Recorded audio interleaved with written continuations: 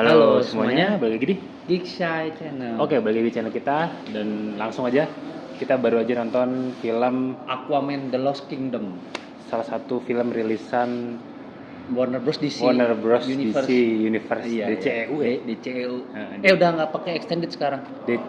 The Worlds of DC aja sekarang. salah satu rilisan terbaru, the one and only Jason Momoa. Ya. Red of the Gypsies. Anjir. Untuk intro, sebenarnya gue cukup berharap banyak di film ini. Jujur. Ya sih, gue cukup berharap banyak. Lihat trailer juga cukup diekspos banyak dan gue cukup berharap. Ekspektasi gue ya nggak tinggi banget tapi cukup berharap lah gitu. Ya.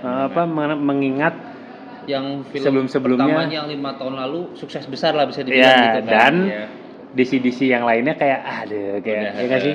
Walaupun ada sih dua lahnya, di antara itu walaupun tidak bisa dibilang satu jalinan universe-nya, si Joker sama The Batman gitu kan. Cuman untuk yang lanjutan dari yang DCU yang tadi Diego udah sebutin, kalau kata saya dulu pas rilis pertama dulu paling mending ini sih memang. Yang menyelamatkan bisa dibilang. Dan sampai sekarang juga bisa tercatat ini film Aquaman 2018 kan film terlaris DC $1 miliar kan.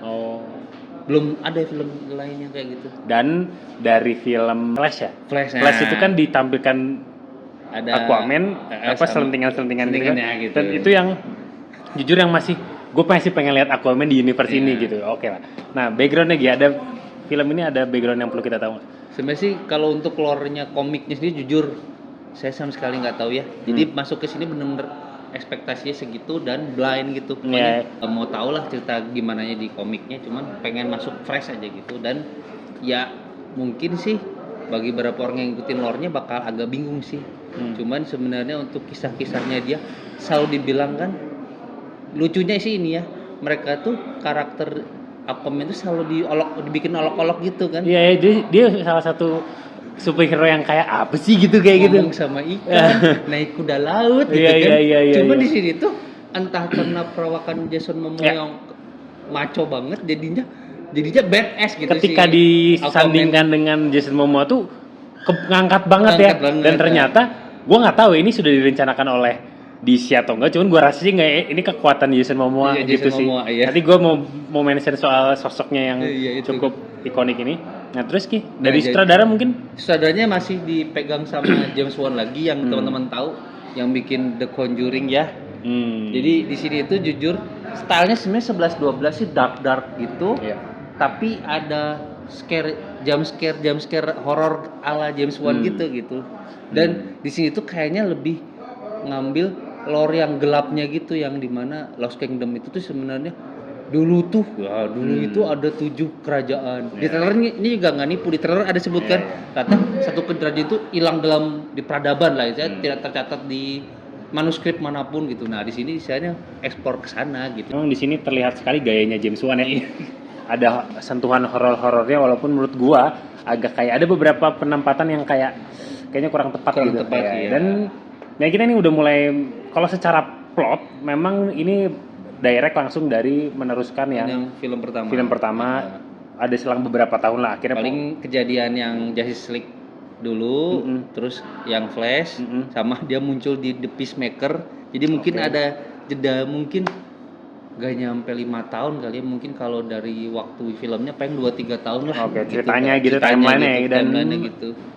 Memang di sini ya udah bisa dilihat juga di trailer, di sini ceritanya punya anak dan di sini ada konflik tersendiri walaupun nggak terlalu dalam di secara dengan anaknya. Cuman di sini memang yang lebih dalam ke Lost Kingdom ini ada kerajaan yang hilang. Dan di sini secara plot ini nitpicknya gue ada beberapa part yang karena mungkin ini lagi-lagi ya kekurangannya. Ini kalau misalkan gue bahas DC, gue selalu mention soal ini ya, karena ketidak properan fondasi ceritanya. Jadi tapi ini bukan berarti menghujat ya, cuman pengen semoga kedepannya nggak terulang lagi kayak gitu kan. Dan ini maksudnya ini sebagai penjelasan logika gue pribadi ya, ketika ada maksudnya kalau misalkan kita ngomongin semuanya soal fiksi hayalan kan pasti ya semua juga hayalan gitu. Cuman yang bisa dilakukan oleh franchise sebelah tuh bisa membangun dari awalnya ya.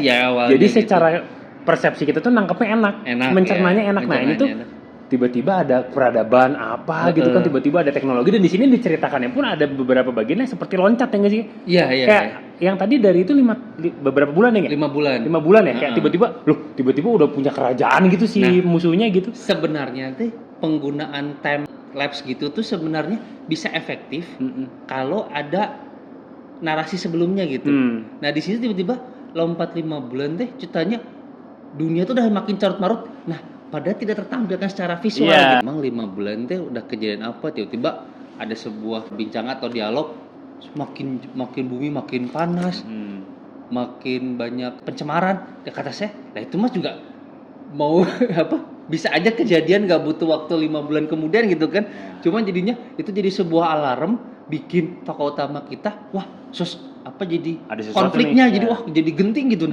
Jadi kayak menurut saya tuh plotnya bagus, maju ke depan, cuman apa sebutannya kalau istilah ini itu si konfliknya itu jadinya kayak remeh gitu. Gitu. Akhirnya tiba-tiba aduh saya ujuk-ujuknya ini ternyata juga nggak bisa lihat teman di ternyata tiba-tiba saya nggak bisa sendiri, saya butuh bantuan, jadi kayak tak gitu, jadi kayak apa kita tuh dipaksa gitu gitu, padahal sebenarnya kan ada ya harusnya penjelasan itu di peaknya kami sih sebenarnya. Lo trend of logicnya gitu, trend of thoughts-nya tuh kayak gimana tuh harusnya ada gitu, entah mau ditampilkan secara visual atau secara dialog. Walaupun gitu kan memang terjelaskan di kayak misalkan ternyata itu tuh peradaban yang hilang gitu. Cuman jadinya udah terlanjur gitu. Nggak tahu sih ya, ini mungkin teman-teman bisa diskusi di komentar mungkin nanti. Nah dan lagi-lagi itu sih maksudnya yang jadi concernnya gue. Cuman balik lagi menurut gue salah satu hal krusial yang menolong di film ini adalah nggak ada yang lain, adalah sosok Jason Momoa-nya. Di sini ketika adegan action, ketika dia muncul jadi dan pembawaannya scene stealer gitu kan. Jadi benar, jadi scene stealer benar. Nah dan di situ kalau teman-teman tahu, di sini juga dia nulis ceritanya juga. Pantes dia kayak intu banget. Itu dia masukin unsur tadi keluarganya itu. Karena kan isanya dia tuh perwakilan dua dunia ya.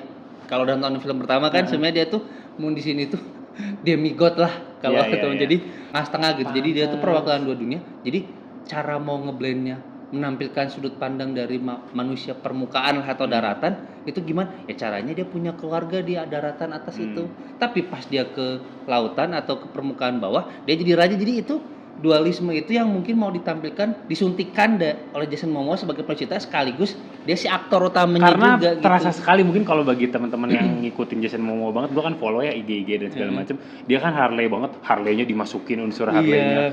Terus unsur Hawaii-nya Hawaii-nya dimasukin dan segala macam. Terus bahasanya dimasukin. Terus, paling jelas produk placement-nya dia kan disponsorin Guinness gitu kan. Dikit-dikit minum Guinness, entah kaleng atau entah pine gitu. Cuman kan tidak terasa promosi karena di dunia nyatanya juga di Jason Momoa emang gitu. Terus selengean gitu kan. Nah itu menurut gue jadi nolong banget, dan begitu berantem pun keren.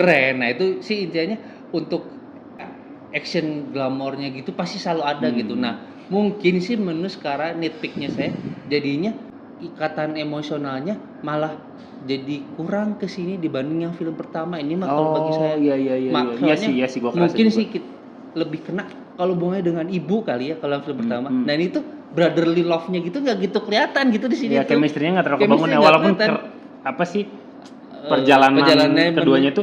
Nah ini menurut gue perjalanan keduanya ini lagi-lagi ya, ini kan judulnya Aquaman, cuman jadinya menurut gue tadi yang terlintas di kepala gue adalah jadi kayak jadi mereka berdua kayak petualangan itu, nggak sih, kayak petualangan to the center of the earth gitu. Journey to the center of the earth.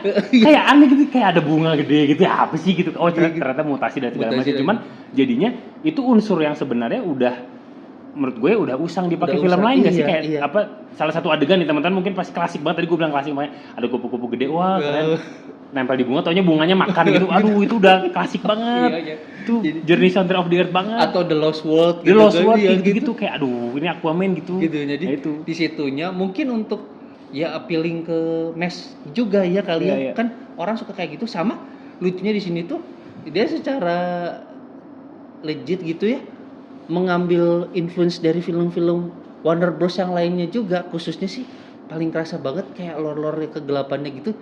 Ya ini mah mungkin nggak bisa dibandingin apple to apple, tapi jadi kayak ngeliat kerajaan kematiannya kayak Lord of the Ring kayak gitu enggak? Kayak apa sih tuh si sosok itu sih? Sosoknya itunya gitu, si dia ngambil Mordor gitu, Mordornya, Sauron gitu-gitu ya. Sauron gitu tuh diambil Iya, cepet. iya, iya. Oh, mungkin karena sama-sama satu perusahaan kali ya. Iya, iya. Cuman bagi kita yang pengen sesuatu yang fresh, Iya. jadinya lo ini mah template banget gitu kan jadinya gitu sih. Dan di intinya. beberapa CGI ada yang terasa, ini mohon maaf ya, maksudnya kayak kita maksudnya sebagai keresahan sebagai penonton ya, kayak ada beberapa yang agak ini nggak sih Ki, ada apalagi pas di dalam air ya. Kurang smooth lah Iya, gitu. dan balik lagi memang sulit sih, maksudnya penggambaran di dalam air, dunia dalam air kan ya mau nggak mau harus full ya. Iya, Nah itu iya. sih gue juga nggak bisa nyalahin, cuman ya gitulah. Malah menurut saya ini mah lagi-lagi nitpick, bisa bandingin gak ya sama Kerajaan Atlantis versinya Marvel, Which is ya si itu oh si iya Namor. nah Malah iya, aduh bener ya, gue baru inget. malah lebih Bagus engaging itu. si Namor. Iya benar-benar. Nah itu ada hal yang kurang engaging di dalam si Atlantisnya ini. Walaupun sebenarnya lebih tribal yang di Namor, tapi lebih engage gitu. Iya, Kalau ini lebih bercahaya, lebih glowing in the dark, tapi teh plain jadinya Ya, gitu. di satu sisi ini salah satu yang kayak yang ini kan opini zaman dulu ya, kayak Marvel mau film anak-anak warna-warni. DC dong dark. Ini tidak. Jadi sini tuh si James Wan tuh mematahkan stigma yang ada, tapi mungkin hit and miss juga gitu. Iya. James Wan berarti sebelumnya udah pernah pegang DC belum? Ya itu Aquaman yang pertama. Yang pertama aja ya? Jadi ini nggak ganti sutradara. Nggak ganti sutradara ya? Jadi stylenya masih sama gitu. Pokoknya di sini tuh aku sukanya. Nah, sama lagu-lagunya juga. Ya itu mah. Ada satu lagu dia lucu, kayaknya mungkin biar nggak template sama Guardian of Galaxy. Lagu Guardian of Galaxy, cuman dia nggak masukin lirik. Cuman masukin tet. Kalau kamu dengerin di Guardian of Galaxy itu lagunya sama aja. Oh, saya kira mau pakai lagu ternyata. Oh enggak, ternyata mereka pakai partnya doang. Dipakai partnya aja gitu di situ gitu. Ya lagu sih ya mungkin sentuhannya metal Jason Momoa seru lah di sini. Metal gitu sih Jason Momoa tuh. Di sini sih paling sih itu aja. Ceritanya ya gitulah. Cuman plotnya maju ke depan, terus menggambarkan keluarga. Udah sih sebenarnya. Iya, nggak ada yang istimewa banget ya. Lawan musuh udah aja. Iya, dan musuhnya gue berharap lebih. Oh ini kan musuhnya masih manta ya, cuman masih ada diposes sama satu entitas yang itu tadi yang mirip Lord of the Ring tadi. Cuman gue tadi berharap, kayaknya bakal keluar nih raja terakhir nih, ternyata enggak, dicocos doang mati gitu kan. Ya itu ada mungkin teman-teman mungkin ada punya pendapat yang sama juga kalau kok kayaknya agak-agak ini ada agak drop di akhir ya, walaupun agak drop di akhir. Asli ini beneran menurut gue nih kayak anjir nih kalau bukan Jason Momoa gue nggak nonton kayaknya. Sumpah ini nolong banget anjir. Ini nolong banget Jason Momoa-nya, nggak dipungkiri, sama Patrick Wilson-nya juga bagus juga sih di sini. Jadi kaku-kakunya seorang adik yang ke kakaknya yang estranged brother gitu tuh kena juga di sini. Jadi lucu sih di situ, dua ini dinamik duonya bagus. Tapi emang Jason Momoa emang yang pencuri perhatiannya gitu di sini. Iya, sebenarnya secara overall itu tadi. Jadi plot nggak ada yang istimewa sama sekali. Ada beberapa bagian hit and miss, ada sentuhan horornya, dan yang paling bisa kita highlight di sini adalah sosok Jason Momoa yang udah nggak bisa dipungkiri lagi lah, pasti ragukan lagi gitu. Temen harus nonton sih kayaknya di bioskop biar ngeliat visualnya ya, kali ya. Iya, visualnya biar maksimal. Walaupun ada beberapa menurut gua nggak tau, gua lagi capek aja, ada beberapa plot yang kayak aduh dragging kayak gitu-gitu. Cuman ya itu tadi sih, mungkin teman-teman bisa lihat untuk dapat pengalaman visual yang optimal kali ya. Ya keren lah, Jason Momoa nggak akan rugi-rugi banget gitu. Iya. Itu alasan buat nonton film. Ya, tapi lagi-lagi ekspektasinya coba dikendalikan aja. Oke nih. Oh, kalau overall nilai. Duh, agak ini sih kalau saya kayaknya ngasih di 69 kalau anjing, enggak bener sih 70 69. Iya, gue juga di kepala gue sekitar segituan. Ya kayaknya kurang lebih gitu. Mungkin teman-teman kalau ada yang punya pendapat lain bisa komen di kolom komentar, share ke teman-temannya. Jangan lupa subscribe. Oke, sampai jumpa di episode selanjutnya. Bye bye.